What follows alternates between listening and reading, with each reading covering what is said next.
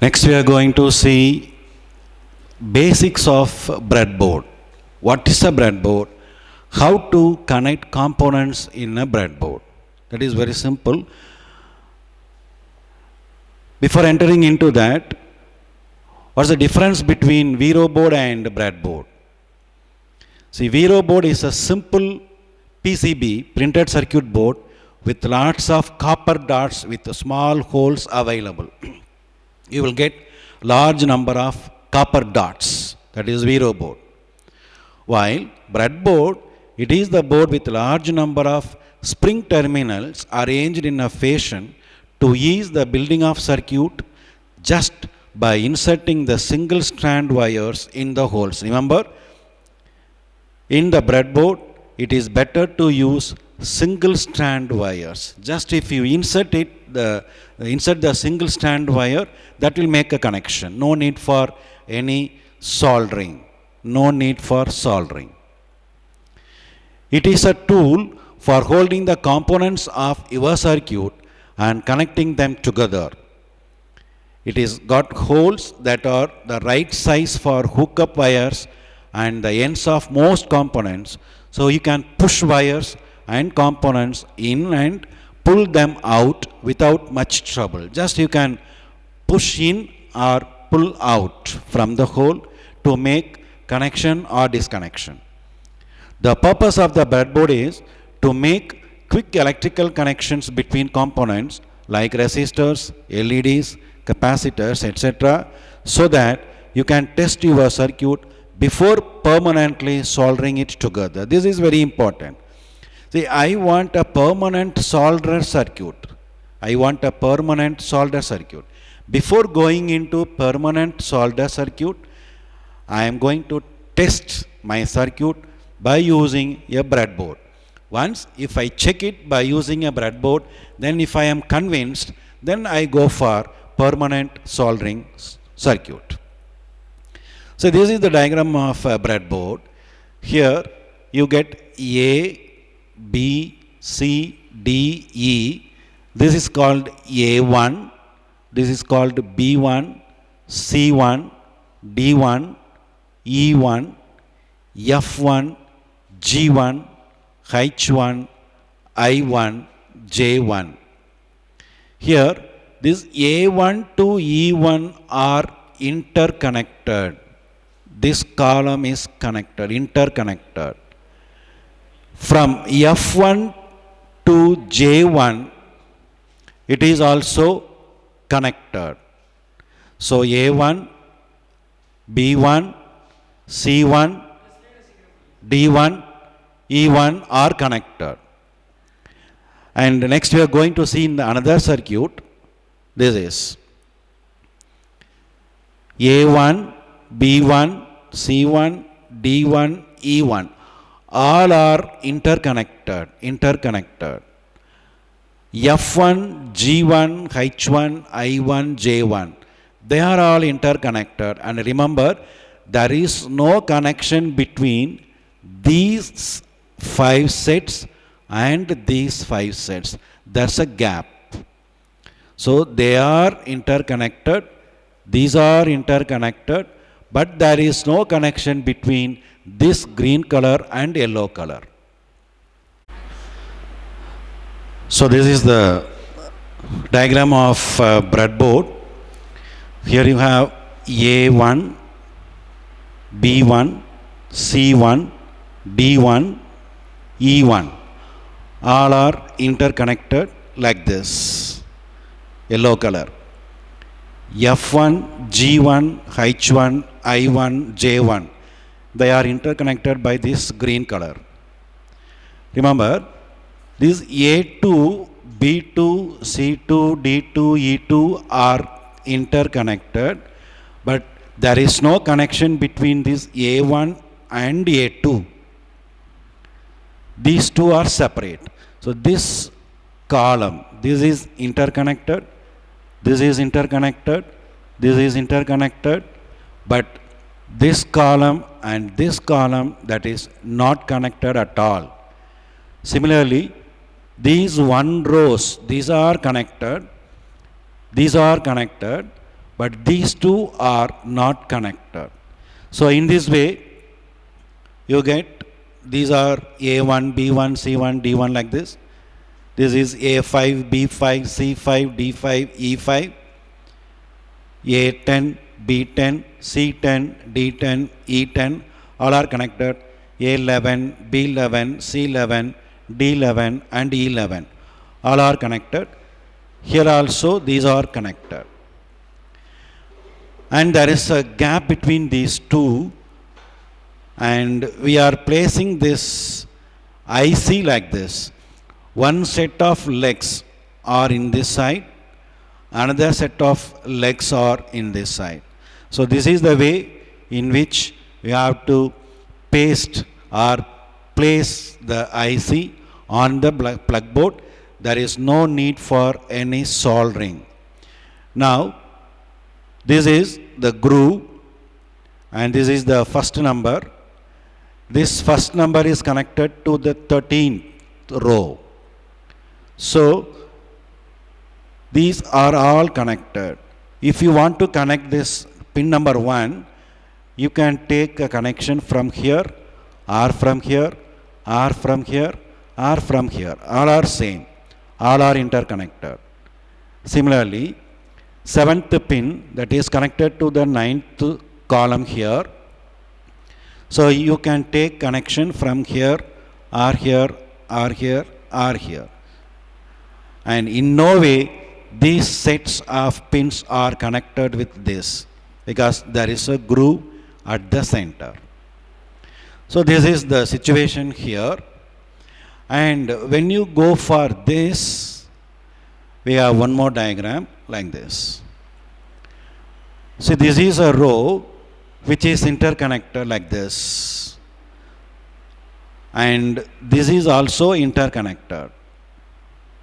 So two rows are here, and exactly similar to this, you have one more row of connection here, and this is one more row which is interconnected. So you have 4 rows, 1, 2, 3 and 4. Suppose if you want to make these 2 rows are interconnected, it must be done externally. If you connect a wire from this hole to this hole, then this entire row will be interconnected. So that connection must be made manually.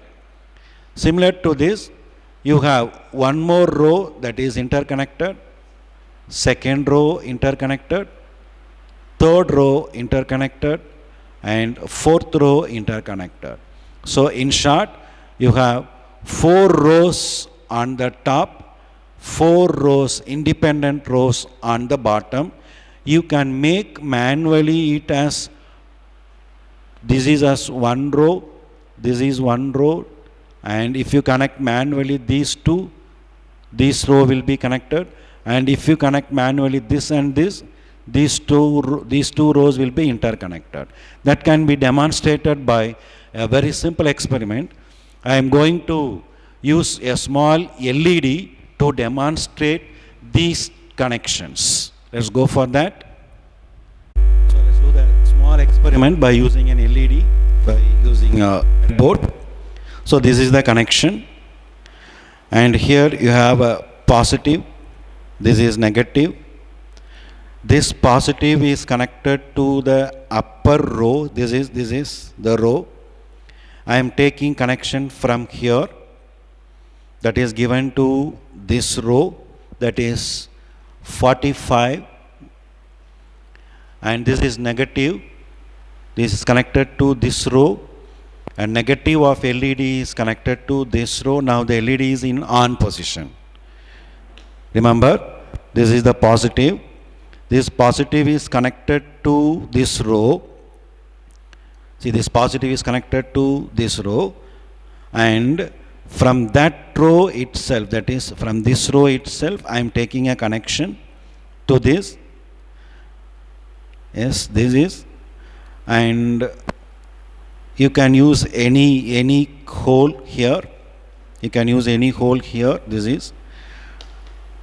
Now negative is connected to this end, this row, and the LED negative is connected here. So if I change the negative from this row to the neighbor, that is the nearest row, the LED, it won't glow because it is connected to the next row. Okay, so this is the connection. So this proves that there is no connection these two rows. Now I am plugging out this wire. I am inserting this wire to the nearest column here. The LED, it won't glow like this. So I am connecting that wire in the same row, but LED, it won't glow. When I connect that wire to this column, then it glows. It shows that there is a connection, interconnection between these columns. Now I am changing this. I am plugging out and I am giving to next row. It won't glow because there is no connection between these two. So this is the way in which it glows. Now I am connecting this wire to next half here. It won't glow. As I said earlier, you can make interconnection between this and this by manually. If you connect a wire like this, it will glow. It shows that there is a connection. Now if you plug in this wire anywhere, all through this row, it will glow. It means there is a connection between these two rows, and we make a manual connection also. So this is the way in which you can make the entire row as one connection. So remember, the columns are interconnected, rows are interconnected. You have 4 rows, 1, 2, 3, 4 here. Similarly here 1, 2, 3, 4. So totally you have 8 rows and you have different columns, 60 columns suppose, I don't know. This is the way in which you have to make connection by using breadboard. Remember, there is no need for any soldering. We don't want any soldering here.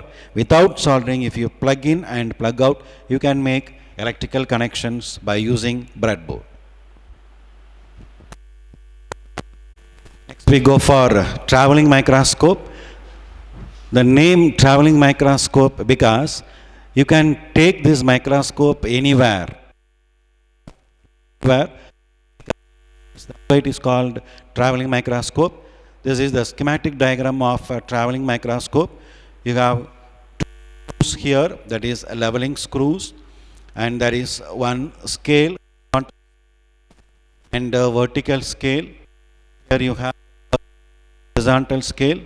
Here you have a vernier in the vertical, and here you have some screws to rotate the horizontal.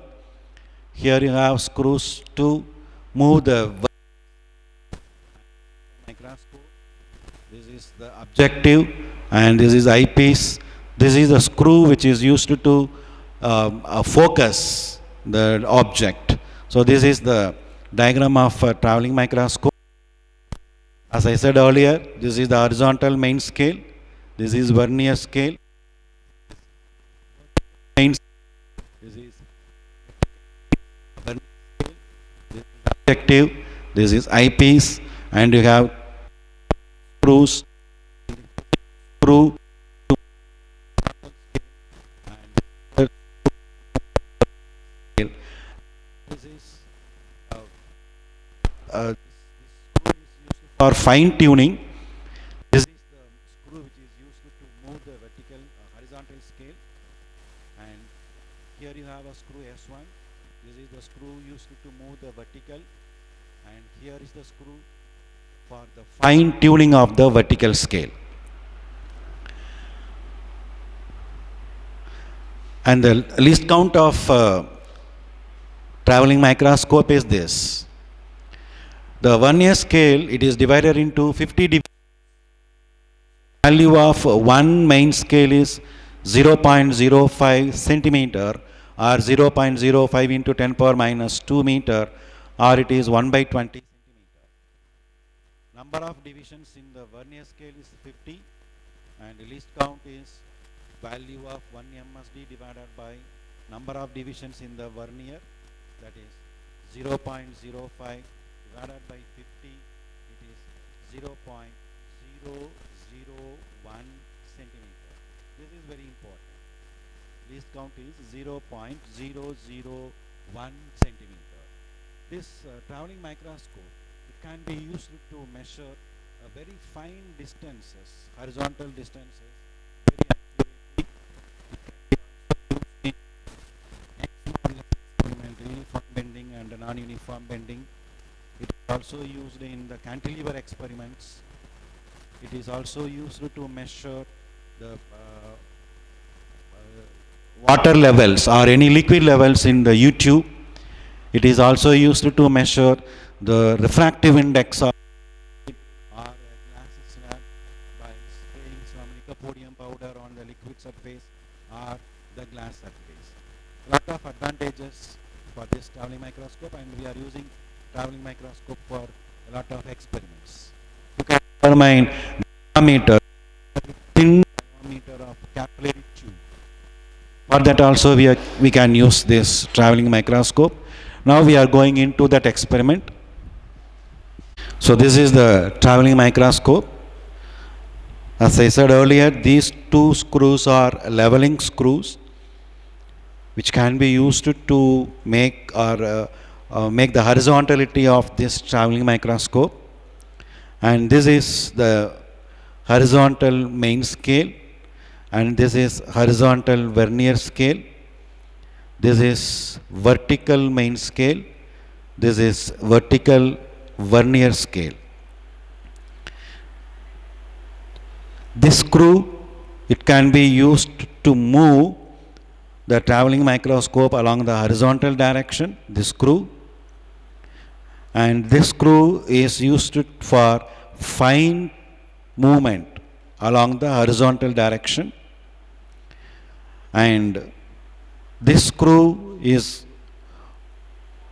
to move the traveling microscope along the vertical direction, and this is the screw used for fine vertical movement of traveling microscope. And this is the eyepiece, this is microscope, and this is eyepiece, this is the objective. You can adjust this screw for the focusing. Now, the problem in traveling microscope is in which scale you have to take the readings. That is the problem. The solution is, when you move the microscope along the horizontal direction, take the reading along the horizontal scale. When you move the traveling microscope along the vertical direction, take the readings of the vertical scale. This is the method in which you have to take the readings. See, I want to find the distance along the horizontal direction. For that, I have to move the traveling microscope along the horizontal direction. So you have to take the readings along the horizontal scale. If you move the traveling microscope along the vertical direction in the case of uniform bending and non-uniform bending to focus the pin, we are moving the traveling microscope along the vertical direction. In that case, take the readings along the vertical scale, not along the horizontal scale. And here there is one small example. See, this is one small example how to take readings in the traveling microscope. This is the main scale and this is the vernier scale. The vernier zero, it coincides with the 11th division on the main scale division. Main scale. 0 coincides with 11th division in the main scale. 11th, 0, 1, 2, 3, 4, 5, 6, 7, 8, 9, 10, 11th division. 11th division main scale reading, 11 divisions after 0, it means we know that one main scale division is 0.05 centimeter. So main scale reading is 11 into 0.05, that is 0.55 centimeter. This is 0.55 centimeter. So main scale reading is 0.55 centimeter. Now, out of these 50 vernier divisions, 44th division is coinciding with the main scale. 44. So vernier scale division, 44th division is the best coinciding with the main. So total reading is MSR plus vernier scale division into least count. MSR we know 0.55. This is 0.55 plus vernier scale division is 44 into 0.001, which gives 0.044. This is. When you multiply this, you get 0.044. When you add these two, you get 0.594 centimeter. So this is the corresponding reading for this is 0.594 centimeter, because the zero of the vernier coincides with 11th division of main scale. 11th division of main scale. So main scale reading is 11 into 0.05, 0.05 being the value of one main scale division. So main scale reading is 0.55 centimeter. 44th division of the vernier coincides with the main scale.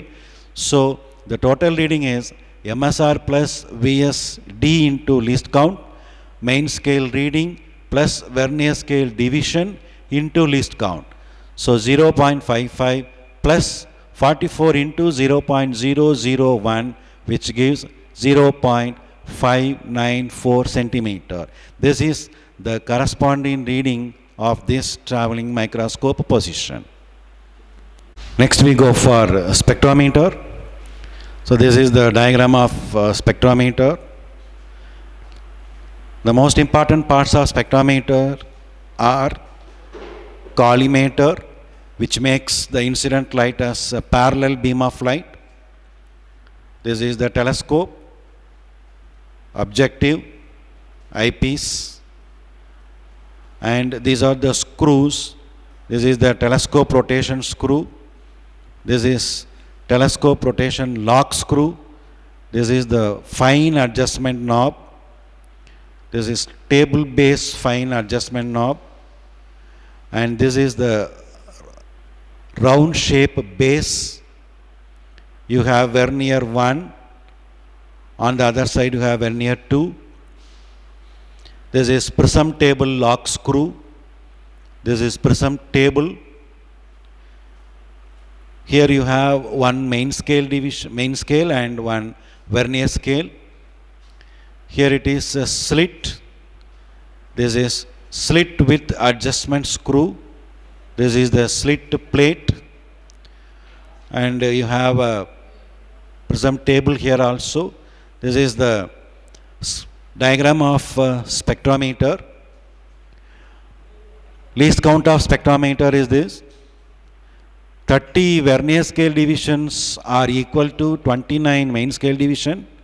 So one vernier scale division equal to 29 by 30 main scale division. Least count is equal to 1 main scale division minus 1 vernier scale division. 1 minus 1 vernier scale division is 29 by 30. So 1 minus 29 by 30 MSD. So this is 1 by 30. 1 MSD is 30 minutes. So 1 by 30 into 30 minutes, that is 1 minute. This is the least count of a spectrometer. Now we go for spectrometer experiment or instrument. We go for spectrometer instrument.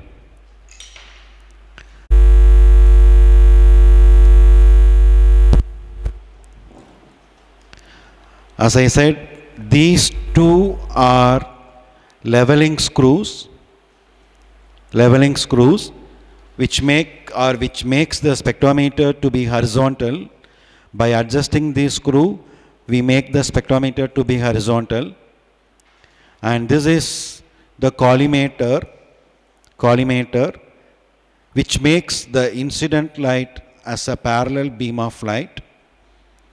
And this is the screw to adjust the collimator. And here you have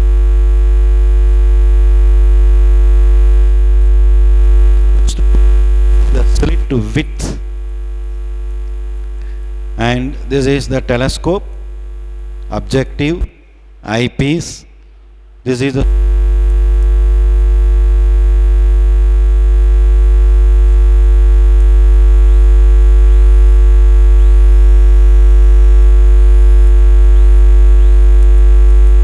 This is the screw used to rotate the telescope, and this is the screw for fine adjustment.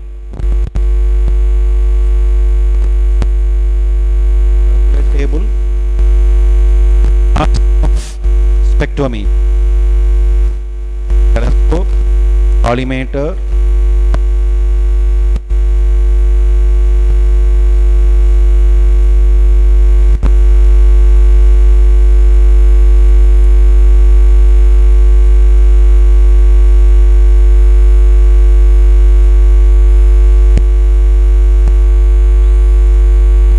ox screw.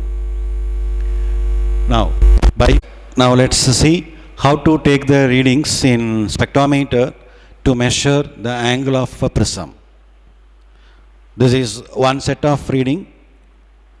Phase 1 vernier A, phase 1 vernier B, phase 2, this is vernier A, phase 2 vernier B. The problem with the students is from where to subtract the number to get 2A. How to subtract these numbers to get 2A? That is the problem with the students. See, from this example, this is 80 degree 5 minutes, this is 200 degree 15 minutes. You can't subtract 80 and 200. 80 minus 200, you will get a negative value. Similarly, if you subtract this 260 to 20, if you subtract this 20 from 260, you will get 240, which is not 2A. Remember, in our laboratory in colleges and schools, we are using a prism whose angle is 60 degree.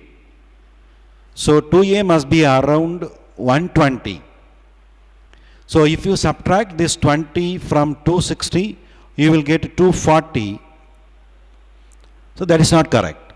So you can't subtract this like this. Here you can't subtract 200 from 80 because you will get a negative number. So the solution is, now subtract 80 from 200. 80 from 200. You get 120 degree 10 minutes. That is okay for 2A. Similarly, exactly similar to this arrow mark, draw an arrow mark here. Subtract this 260 from 20. 260 from 20. The problem is you can't subtract this 220 from 20, but I said whatever the direction of arrow mark, here also it must be like this. You must subtract this 260 from 20. In this case, add 360 to this 20 degree. So when you add 360, it means 380 degree 3 minutes. 383. Now subtract this 260 from 380. You will get 119 degree 53, and you can take average of these two. That will give you 2A. Dividing by 2, you will get angle of the prism. Once again, see, this is the set of reading when you do the angle of prism experiment. The first is subtracting 200 from 80. 200 from 80. Here 20 from 260. In both the cases, suppose if you add 360 to 80 and subtract 200 from that 440, you get answer 240. 240 will not be the answer. You won't get 240. So next option is you have to subtract 80 from 200 and 260 from 20. In this case, you have to add 360 to 20, then subtract this 220 from that 380, you will get 119. And this 2a, 120 and 119, take the average, you will get average 2a, and if you subtract that 2, you will get angle of the prism. Thank you. Thank you one and all for attending this informative talk, and I personally thank Mr. Krishnan, lab attender of our college, Mr. Saravana Kumar, computer assistant of our college, Selvan Jivanandam and Selvan Jayaprakash, 3rd BSc Physics, for their wonderful support in this talk. And also I congratulate the Department of Physics, Arulmigu Palaniyandavar Arts College for Women, Palani, for organizing such a wonderful program. And I also thanks our principal, our management, for permitting me